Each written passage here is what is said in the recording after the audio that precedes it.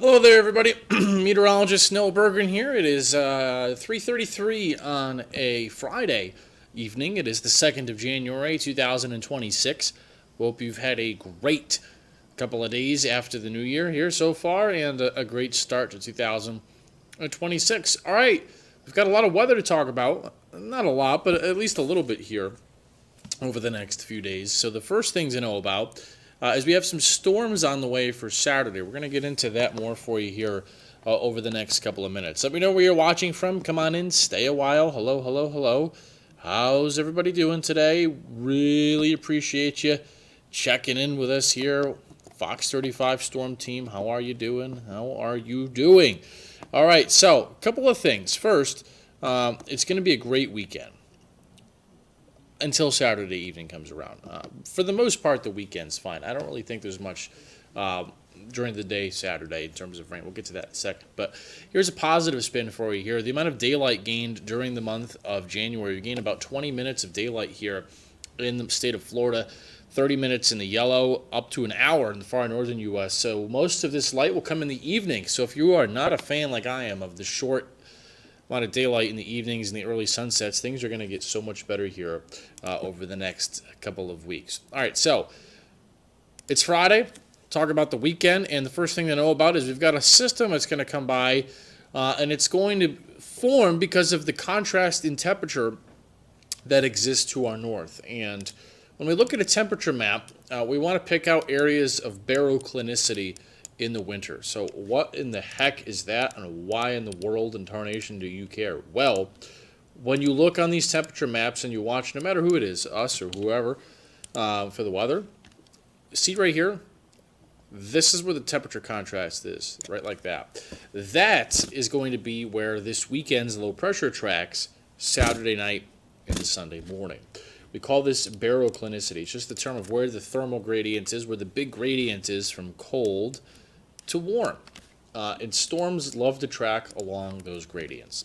We're going to have low pressure that forms about right here, and it's going to track something like that through Saturday, and it will drag a front through here, and that front will come by here probably Saturday night, 9, 10, 11 p.m.-ish, and will bring through a couple of showers, and I do think some thunderstorms. But you can see the temperatures across the eastern U.S. today. We've got a big spread. It's really warm in Texas, really warm in the south. You see 69 in Orlando, 79 in Houston, and some of this warmth will come in for next week. But as you go north, 31 in Lexington, Kentucky, 14 in Pittsburgh, 20 in New York, 16 in Boston, just 15 in Chicago. That feels like 24 in Kansas City, 10 in Minneapolis, and 5 in Fargo. So there's a lot of cold in the north to track, and that cold will not be paying us a visit, at least for the near future. Let me know where you're watching from. We're on Facebook and YouTube. You can comment there. We're also on our Fox Local streaming platform. But for those of you on YouTube and Facebook, let me know what you're seeing out your window, and if you have a comment or a question, let me pull them up here. A few of you starting to chime in saying hello. How much rain will Danilo get, William? I'll get for that in a second. Hello from Orlando. Bradenton, Deborah Davis, what's up? Hello, hello, hello. How is everybody doing today? Kissimmee, Florida, checking in. Good afternoon from Lakeland. A lot of people checking in today on YouTube. We'd love to see that. Sonia Mills, thank you for sharing the weather forecast. I hope everybody stays safe and warm. I do too. The good news is it's going to warm up nice as we head into next week. All right, so let's get more into the weather, shall we? We've got some things to discuss, actually, for the first time in a hot minute. All right, so there's the temperature map today. Let's get into the radar. Bear with me here. I'll zoom this in. So here is the live radar, and we've got nothing going on right now. Things are nice and clear, and they should stay for the most part clear this evening. Now, out to our west, there are a few showers out in the Gulf. You can see a few of them right here. There was a few sprinkles right here, but that's really about it. So where is our system for the weekend? Well, it's riding that baroclinicity, and it's currently right here. Here's our system for Saturday night. That's going to give us a little bit of rain and some storms. The low is about right there, and it's going to track like this. And you can't really see it yet, but there's a front that's forming, and that will push some showers and storms into our area for Saturday evening and night. So new today, we actually do have, I believe, a official risk area for severe weather outlined, and it actually pretty much aligns with where I drew it last night for my social media, and we're gonna use on the news tonight and tomorrow. And TJ will show it too. We'll show this now, but pretty much aligns with where we drew this last night about how north central Florida there's at least some risk for severe thunderstorm, and I think that they'll expand this south as we get closer. But here is the official outlook from our friends at the Storm Prediction Center. These are the people in Norman, Oklahoma. They issue the risks for severe thunderstorms. And on a scale of 1 to 5, it's a marginal low-end risk. But you can see here the official area clips Gainesville, meaning there could be a severe thunderstorm. What makes a storm severe? 60-mile-an-hour winds or stronger and or quarter-sized hail. Candidly, I would have drawn this probably something like this to include more of Ocala and Palm Coast. But either way, it's a minor difference. The point is the risk for a stronger storm tomorrow night is going to be basically north of about this line. If you're in Orlando, Kissimmee, Titusville, Brevard, Seminole, it's just some showers and thunder. A little feistier storms up here. And it's in this area tomorrow evening that there could be a brief tornado, maybe a damaging wind gust or two in any of the thunderstorms. That includes Valdosta, Tallahassee, Jacksonville, Gainesville, over towards Panama City and Destin, over towards Dothan, Albany, Georgia, Montgomery, Alabama, and up towards about Charleston and Savannah. So that is the official outlined area for severe weather for tomorrow night, and I don't think there's one for Sunday. No, there is not. So that's going to be the next thing that we track. And the good thing is we're getting some rain as we need it. This is actually the worst drought going into January ever recorded. Now, that's not meant to sound like a huge statement because the drought monitor, which comes through NOAA and the Weather Service essentially, has only been a thing since 2000. So we don't have an extensive archive of data of the official drought monitor. But since it's been a thing, this is the worst drought Florida has entered into January on record. Every inch, essentially, of Florida, other than a little sliver in the panhandle, is under some form of drier than normal or drought. And if you zoom into central Florida, our area, you can see the yellow is minor drought. It's the first stages where it's abnormally dry.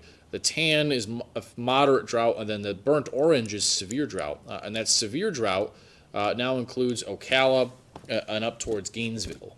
And I will read to you the drought monitor definitions here because there's 1 to 5. You see the scale up there on the top, levels 1 to 5, and I will read to you what these actually mean. I'm going to make this into a cute little graphic today, actually. But here's a little bit of what they mean. So let me pull this in. So here is a little bit of what they mean. So in the D1 phase, so actually we'll just skip to here, D2. So this is severe drought. You see the severe in Ocala, that's what this is. So severe drought is air and water quality can be poor, water salinity is high, river and lake levels are low, bears and snakes change food and water habits, large increase in wildfire abundance, fire danger is elevated, burn bans can get implemented. Probably we'll see that in a few weeks. We're going to get a little bit of rain Saturday that could help this a little bit. Lawns and landscapes can get impacted, and the pastures drying and hay fields are low. Now the first stage, which is a D1, that's in the moderate, so the villages and then Palm Coast. Burn bans are possible, trees and brushes begin browning. Then the yellow, which is around Orlando, you see the yellow there. That's a small increase in the potential of brush fires. But that's it. Really, the more extreme stuff starts once you get into this red. The red. So if I'll zoom this back out and let you see. We don't really have the red yet anywhere near us. The closest it is actually up in the panhandle you see up here. That's where the severe extreme drought is. Excuse me. So once you're into the red, here's what the red means. Fire danger is extreme. That's when generally it's spring and we get brush fires and burn bans and legitimate chances of fires. Fish kills occur, groundwater declines, there's some other wildlife impacts. And then once you get to the highest end, that's when it really starts to get the local towns and cities tell you to stop using your dishwasher at certain times, to take less showers, and water shortages. That's the highest end. So long story short, that's what the drought monitor means, and we could use some rain. So this stuff Saturday night is going to be, in the grand scheme of things, good. Now, in terms of rain, why we have this drought, I love this graphic we've got together here because it shows you that we do get rain in the winter, and it's not a lot. But notice in January, it's actually the driest month of the year, at least in Orlando. It's technically Daytona Beach, Melbourne, and Sanford, and I think Ocala. I think December or February might be. At different cities of Central Florida, it's a little bit different which month is the driest. But in Orlando specifically, January is the driest month of the year, and the average rain since 1950 is 1.57 inches of rain. So when we're saying that January, the rest of winter looks below average, it's below whatever those numbers are. So you add together here, I'll just do it over here. 1.57, 1.65, it's 3.22. So something below 3.22 inches of rain through the end of February would be considered below average. 3 inches of rain is not a lot. We can get that at 10 minutes in July in a thunderstorm. So the outlook for the rest of winter is below average, but that does not mean 0.0 inches of rain. I want to make that clear. And any time you get less than these rain totals in November, December, January, February, that's how you enter spring and fire season and drought. And that's going to be the case because in November we didn't have a lot of rain. December we didn't have a lot of rain. And really the end of the rainy season, especially away from the east coast of Florida, was really dry. It was very heavily weighted, the rainy season this year, to the east coast of Florida and not the west coast. Overall, there were rain departures because there were no tropical systems that hit us. But notice the rainy season doesn't really start until May, really the second half of May. So we still have several months left of the dry season. And that's the concern with still being in La Nina, which in winter means that Florida is drier than normal. That's why I think there might end up being a concern for really significant drought and fire threats late winter and early spring. It's a nice night out, though. 70 or so was the expectation. Humidity's come up a little bit. It's still low. Temperatures tonight, not nearly as cold, probably into the low to mid 50s, so not nearly as bad as it was a few nights ago. So here's the pattern right now. Cold in the east, warm in the west, but it's going to flip. Let me turn off this other text here. I don't know how this got turned on. So here's the pattern right now. Big trough in the east. At least that's what it was for New Year's, with warm and wet conditions. You may have seen the Rose Bowl out in California. It rained a lot for the Rose Bowl parade in the morning yesterday, but it dried up for Indiana and Alabama. So the end of next week, the pattern kind of flips. It doesn't always identically flip like this, so I don't want you to think it's always, it's this way, then it's this way, and it's not that simple. But in this case, the pattern will effectively just mirror itself next week. And by the end of next week, we're going to get really warm. I think we'll have a couple days, 82, 83, 84, 85. Next Friday, next Saturday, then there's probably a cold front looming around January 11th or 12th. So this time next week, we could have some spots 82 to 85 for an afternoon temp. Much, much, much, much warmer about a week or so from now, given that pattern change. So Saturday is going to be a gusty day ahead of the thunderstorms. Here's the potential wind gust. This is the national blend of models. Sustained winds 10 to 20, with gusts 20 to 25, maybe one or two up to 30. This is separate from any rain or thunderstorms. So just to know, Saturday is going to be a pretty gusty day of weather ahead of these showers. I'll show you the Futurecast next. Let me pull up some of your comments. Keep them coming. We're on Facebook, YouTube, and Fox Local. Ba-dum-bum-bum, keep the comments coming on Facebook and YouTube. Love to see the comments. Keep them coming. All right, William wants to know, Fox 51 will have college basketball on tonight. I think we have college football on tonight, actually. Let me look. William, I will confirm for you because I have it bookmarked in my computer here at the office. Tonight on Fox, after the local news, we have, I know it's a sporting event, I forget what. Yeah, it's college football tonight, not college basketball. We've got the Holiday Bowl, Arizona Wildcats and the SMU Mustangs on Fox. And then the Late news will be whenever they decide to end the game. Sometimes could be really late. Earliest scheduled start is 11:30. Yes. So tonight on Fox we've got Arizona and SMU at football, William, actually. Not college basketball. Good question, though. Let's see what other questions we got. Hello, everybody. How was your New Year's? Happy New Year's to you, too. If you have a question about the weather, would love to hear from you. Let me know where you're watching from. Kevin on YouTube says it is sunny here in Lakeland. Yes, it is, but there are more clouds today, definitely, than what there were yesterday, Kevin, from YouTube. So Saturday is a warm and windy day. This is what I drew yesterday before I left work last night.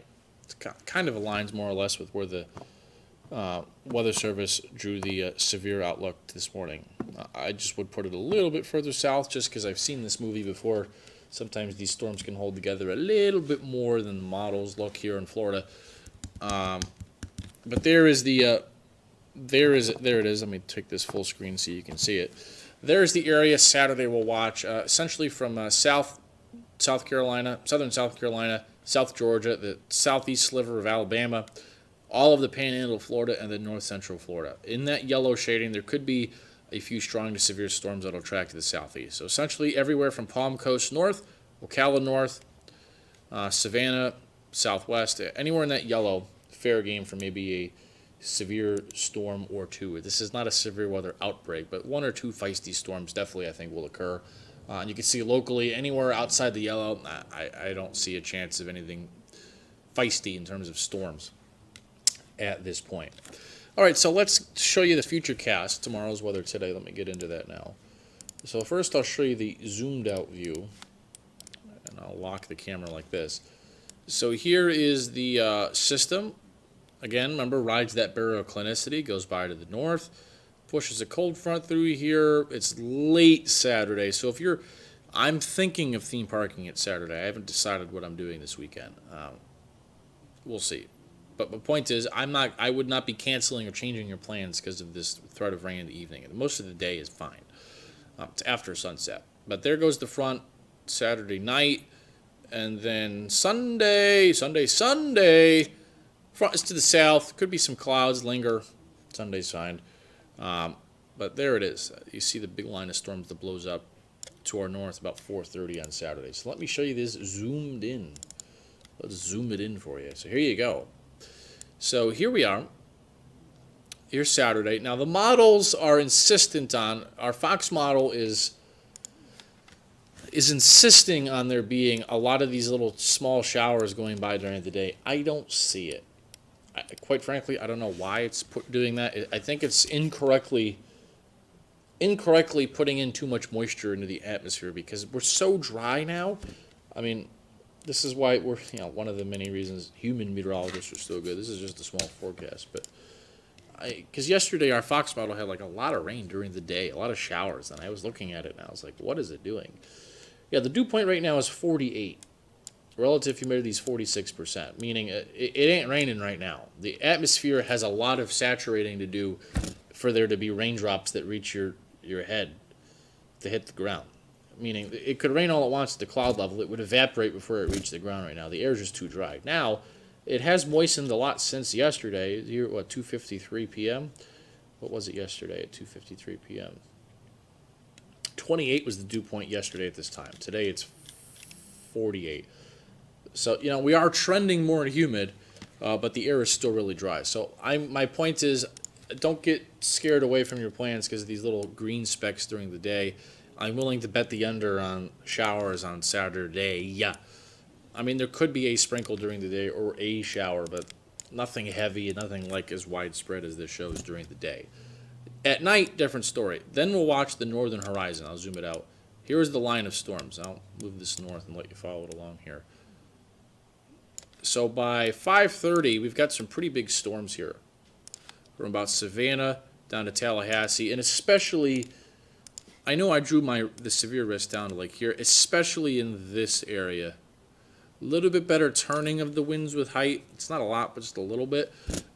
Anytime you're closer to the low, you get a little more backing of the winds, meaning the winds at the surface are backed. So the winds at the ground are coming this way, and then up aloft they're that way. So you turn the winds in the lower levels, and you can get a little bit more spin. I would probably expect a few severe thunderstorm warnings and or a tornado warning in this area Saturday evening. So heads up if you're going north, Jacksonville, Gainesville, Savannah, Valdosta. A couple of feisty storms are possible. Not a blitz everywhere, but a couple of feisty storms.